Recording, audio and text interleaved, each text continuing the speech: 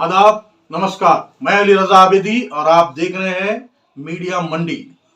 महानगर पालिका चुनाव 2026 प्रचार की तोपें अब ठंडी हो चुकी है। आज से महानगर पालिका चुनाव का जो चुनाव प्रचार था वो समाप्त हो चुका है। अब बारी है चुनावी मैनेजमेंट की। और मैनेजमेंट तो आप जानते हैं कि किस तरीके से होता है। बूथ से लेकर काउंटिंग तक जो है तो मैनेजमेंट प्रत्याशी करते हैं। और हर चुनाव की अपनी एक स्क्रिप्ट होती है, कहानी होती है।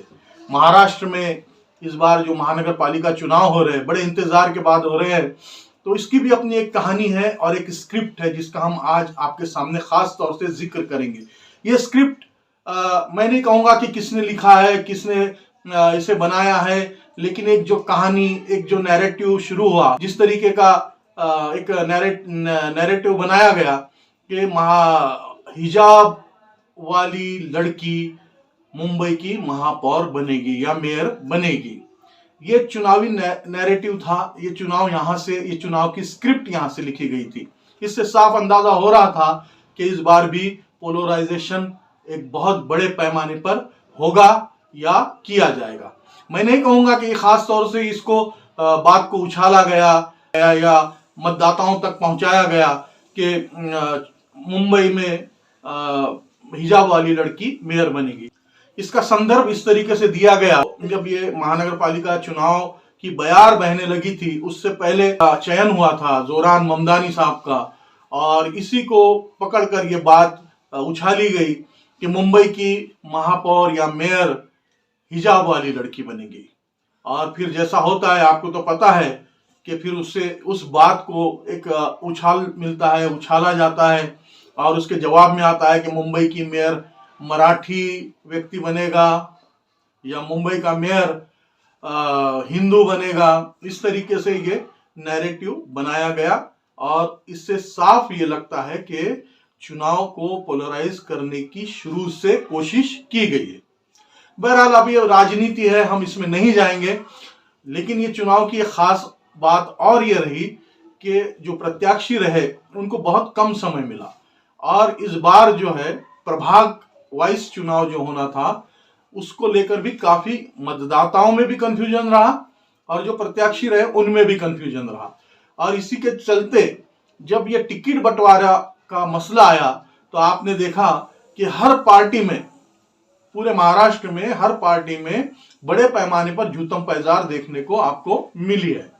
ऐसा नहीं कि इससे ये पार्टी अछूती रह गई या ये पार्टी में बहुत ज्यादा जूतम पैजार हुई। हर जगह गाली गलौज हुई है, खुलकर गाली गलौज हुई है और बड़े पैमाने पर जो है तो ये बातें सामने आई कि ये इनके खिलाफ है, इनका अंदरूनी झगड़ा है। ये सारी चीजें थी जो सामने आई। ये दूसरा स्टेज था जब ये पार्टी के टिकट्स को लेकर जो मसले शुरू हुए। इसके बाद रूठों को मनाना या फिर चेतावनियों का जो सिलसिला शुरू हुआ और फिर कुछ लोग वापस अपने खैमे में वापस आए, गले मिले, ये भी आपने देखा होगा।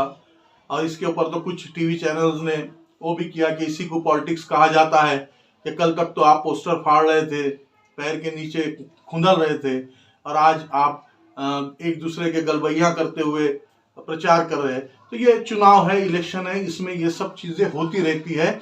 नाराजगी भी होती है, एक दूसरे पर नाराजगी भी व्यक्त की जाती है। लेकिन एक समय था जब ये बड़े ही अच्छे अंदाज में होता था। अगर कोई प्रत्याशी किसी से नाराज भी होता था, अपनी पार्टी से नाराज होता था या अपने नेता से नाराज होता था, तो जिस तरीके के हालात इस चुनाव में देखने को मिले कि गाली गलौज हुई, गाड़ी पर घेराव करके मारपीट करने की कोशिश की गई, या फिर गाड़ी के दरवाजों को खोलकर गाली गलौज, गंदी किस्म की गाली गलौज हुई। ये सारी चीजें आपको इस चुनाव में देखने को मिली। महाराष्ट्र ने पहली बार ये सारे चुनाव में ये पहली बार देखा है, इतने सारे चुनाव हुए हैं कि पहली बार ये सारी चीजें देखने को मिली। क्योंकि हम इस चुनावी चर्चा में सिर्फ अपने शहर संभाजीनगर, औरंगाबाद की बात नहीं कर रहे हैं।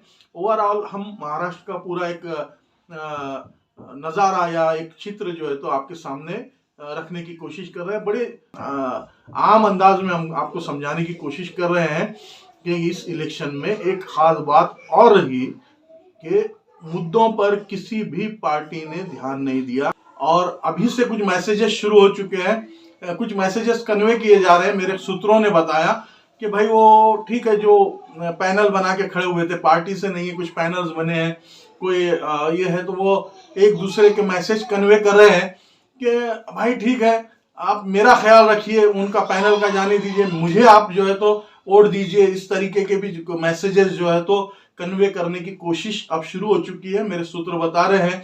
तो सारा मामला या शेख अपनी अपनी देख वाला है, और कल से ये सारी चीजें जो है तो आपको और साफ नजर आती हुई दिखेगी। और हम जो ये प्रत्याशी खड़े हैं, मैदान में है, उन सब का आने वाले उनके जो फ्यूचर है उसके लिए उनकी शुभकामनाएं देते हैं।